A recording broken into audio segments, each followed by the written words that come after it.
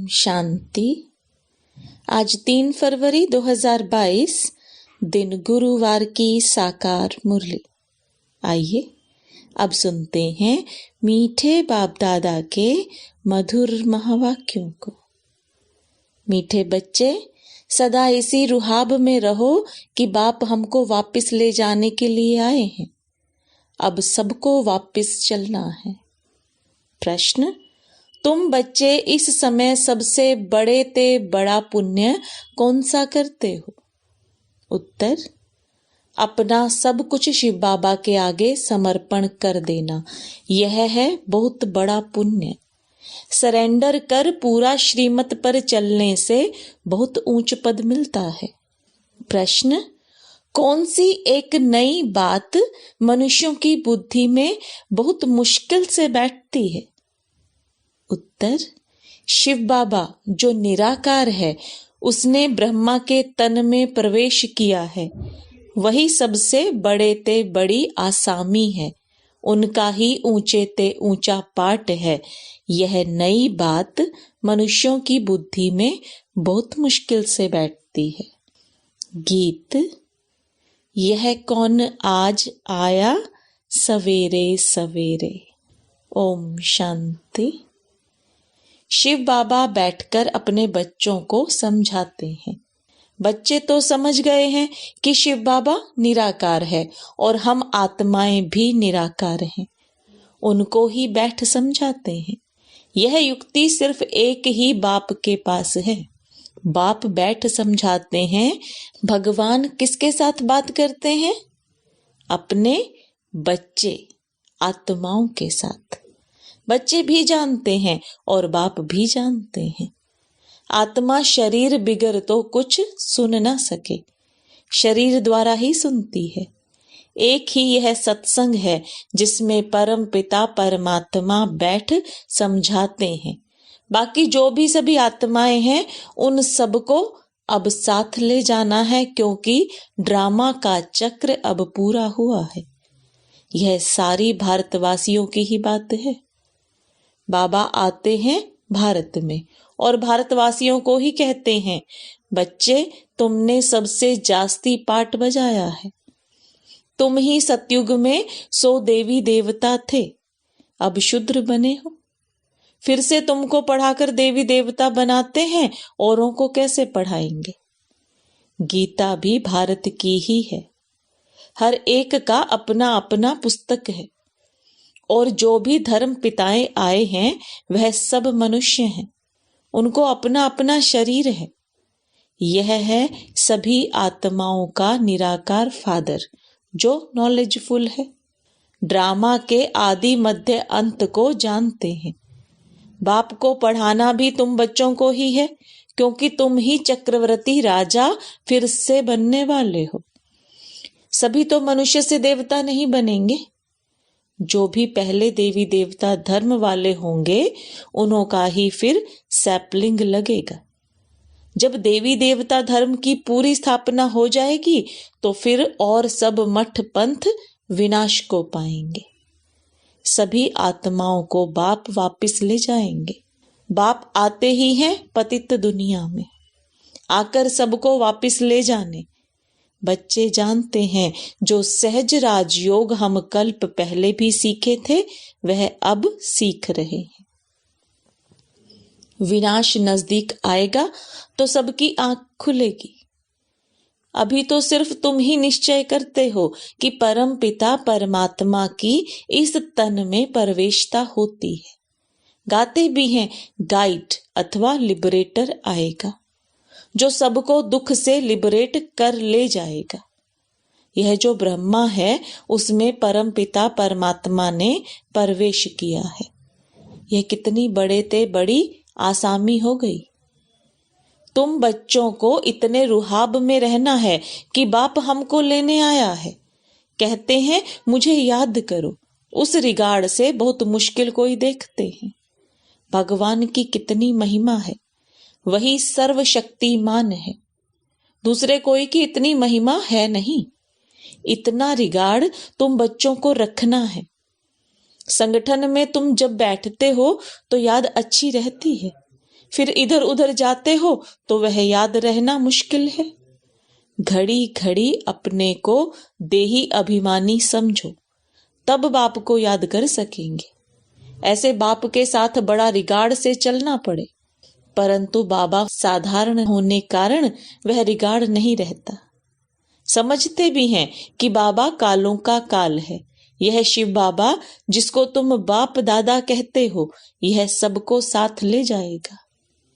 बाबा को ऊंचे ते ऊंचा पाठ मिला हुआ है, जिसको सारी दुनिया याद करती है। आत्मा क्या चीज है, यह कोई और बता ना सके। कहते हैं लिंग है, पूजा तो शिवलिंग की होती है। हम भी लिखते हैं ज्योतिर्लिंगम, परंतु वास्तव में इतना बड़ा है नहीं।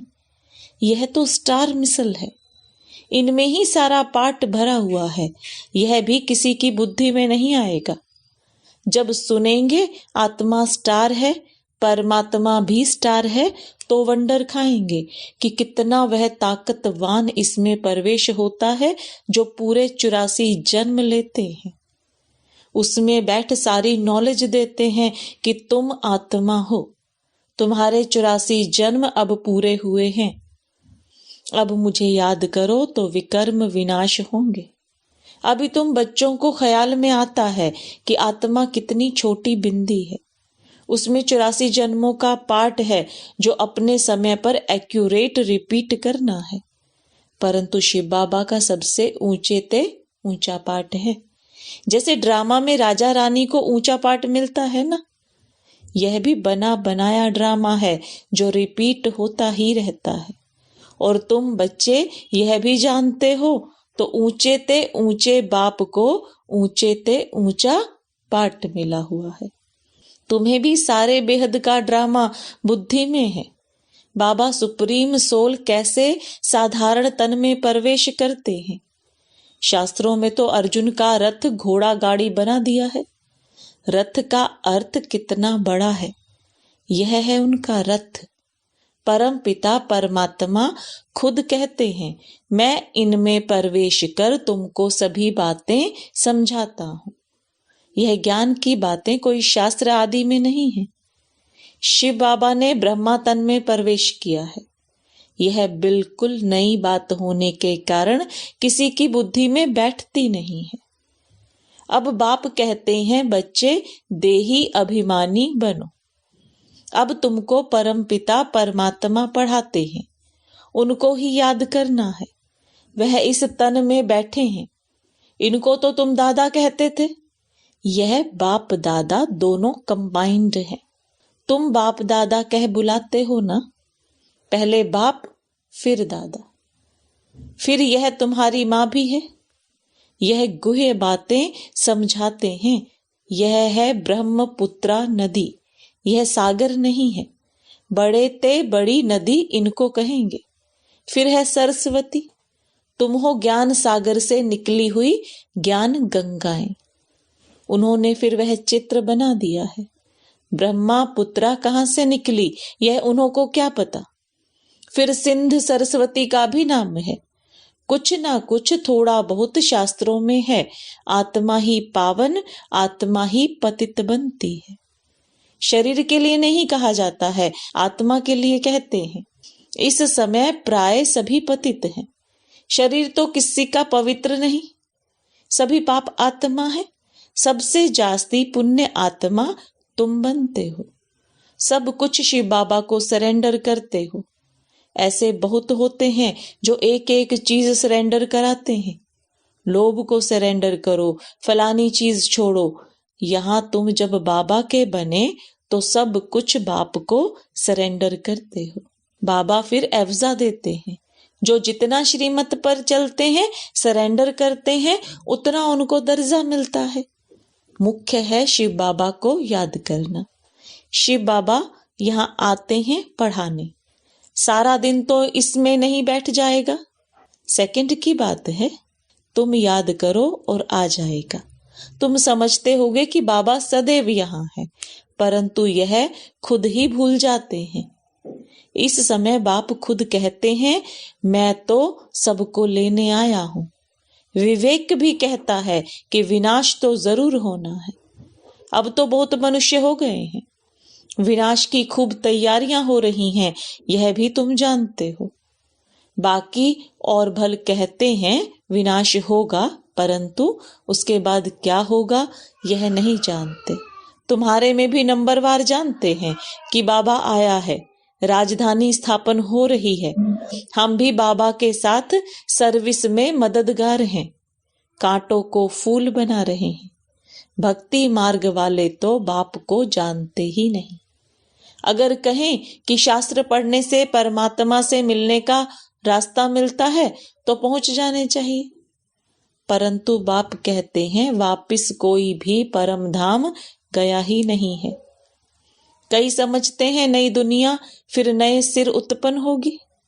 अनेक दुनिया में मत मतांतर हैं। बाप कहते हैं यह सब असत्य है, सत्य बोलने वाला एक ही बाप है। कहते हैं सत श्री अकाल मूर्त, सभी आत्माएं अकाल मूर्त हैं, तो सत श्री काल एक है, बाकी सब है असत अर्थात झूठ। सत्य ज्ञान की बातों के लिए कहा जाता है, ईश्वर के लिए जो ज्ञान देते हैं वह सब झूठ है। गॉडली नॉलेज एक गॉड ही आकर देते हैं। तुम बच्चों को याद रखना है कि यह ड्रामा पूरा होता है, अभी हमको वापस जाना है। जैसे नाटक की जब पिछाड़ी होती है तो एक्टर्स समझते हैं अब नाटक पूरा होगा, हम सब घर जाएंगे। हम सब एक्टर्स हैं तो हमको भी नॉलेज का पता होना चाहिए कि अब बाकी थोड़ा समय है। बाबा आया है, हम सभी आत्माओं को ले ही जाएगा, परंतु कब ले जाएगा यह नहीं बताते हैं, क्योंकि ड्रामा है ना। अचानक ही सब कुछ होता रहेगा। जितना हो सके औरों को भी यह समझानी देनी है। वह इतना नहीं समझते हैं कि यह राइट है, परंतु कहने वाला जरूर समझते हैं, तब तो कहते हैं ना। तुम बच्चों को समझाना है, हद के बाप से तो जन्म जन्मांतर वर्षा लेते आए हो, अब बेहद के बाप से वर्षा लो। तीर उन्हों को लगेगा जिन्होंने कल्प पहले लिया होगा। तुम बच्चे घड़ी घड़ी याद करो तो अब हमको शांति धाम घर में जाना है। गवर्नमेंट के सर्वेंट 8 घंटे सर्विस करते हैं, तुमको भी 8 घंटे तक यह याद की यात्रा बढ़ानी है। अंत में तुम 8 घंटा इस सर्विस में रहेंगे तब ही पूरा वर्षा मिलेगा। सब तो नहीं कर सकेंगे, भल कोई जोर से पुरुषार्थ करते हो परंतु फिर थक जाते हैं। मंजिल बड़ी भारी है। तुम बच्चे जानते हो कि बाप को सभी आत्माओं को ले जाना है। कभी कभी इस ब्रह्मा को भी ख्याल आता है कि बस अब तो सबको वापस ले जाना है। बाबा के संस्कार इनमें भरते रहते हैं, यह भी पुरुषार्थी है। अब खेल पूरा होता है, सबको वापस जाना है। अगर यह भी कोई याद करे तो इनको कहा जाता है मन मना भव। तुम बच्चे अब सम्मुख बैठे हो, सम्मुख सुनने से जैसे छप जाता है। घड़ी घड़ी याद करते रहो, अब वापस जाना है। तुम्हारा अब मरने का डर निकल गया, मरने से कभी हिचकना नहीं है। देही अभिमानी बनना है, देही अभिमानी सर्विस अच्छी कर सकेंगे। ज्ञानी तो आत्मा चाहिए, प्रदर्शनी में ध्यानी की सर्विस नहीं, ज्ञानी चाहिए। ज्ञानी तो आत्मा ही प्रिय लगती है। अच्छा, मीठे मीठे सिकिलदे बच्चों प्रति माता पिता बाप दादा का याद प्यार और गुड मॉर्निंग। रूहानी बाप की रूहानी बच्चों को नमस्ते। रूहानी बच्चों की रूहानी बाप दादा को याद प्यार, गुड मॉर्निंग और नमस्ते। धारणा के लिए मुख्य सार। नई राजधानी बनाने के लिए बाप की सर्विस में मददगार बनना है, कांटों को फूल बनाने की सेवा करनी है। कम से कम 8 घंटा याद की यात्रा में रहने का अभ्यास करना है। मौत से हिचकना नहीं है, क्योंकि बुद्धि में है अब घर जाना है। वरदान: स्वयं को विशेष पाठधारी समझ साधारणता को समाप्त करने वाले परम व श्रेष्ठ भव। जैसे बाप परम आत्मा है, वैसे विशेष पाठ बजाने वाले बच्चे भी हर बात में परम यानी श्रेष्ठ हैं। सिर्फ चलते फिरते, खाते पीते विशेष पाठधारी समझकर ड्रामा की स्टेज पर पाठ बजाओ। हर समय अपने कर्म अर्थात पाठ पर अटेंशन रहे। विशेष पाठधारी कभी अलबेले नहीं बन सकते। यदि हीरो एक्टर साधारण एक्ट करें तो सब हंसेंगे। इसलिए हर कदम, हर संकल्प, हर समय विशेष हो, साधारण नहीं।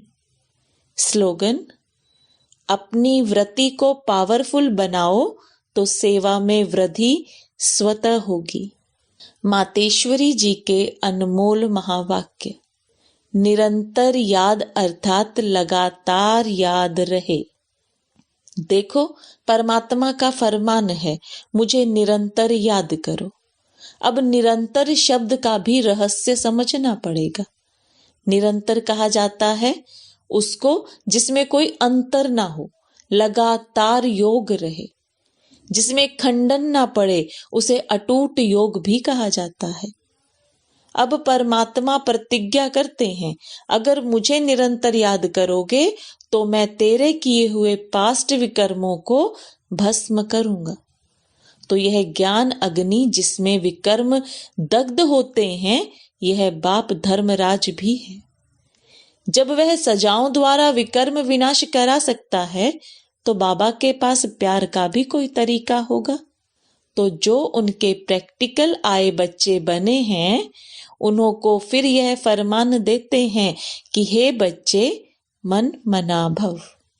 निरंतर मुझे याद करने से तुम विक्रमाजीत बनेंगे, धर्मराज के डंडों से बच जाएंगे। परमात्मा के पास विकर्म विनाश कराने के दो तरीके हैं। एक है सजाओं से पवित्र बनाने का तरीका, दूसरा है योग लगाने से पवित्र बनने का तरीका, जिससे पाप नाश होते हैं और जीवन मुक्ति पद प्राप्त होता है। दुख के आवागमन से छूटने के लिए परमात्मा की याद के सिवाय और कोई उपाय है ही नहीं। अच्छा, ओम शांति।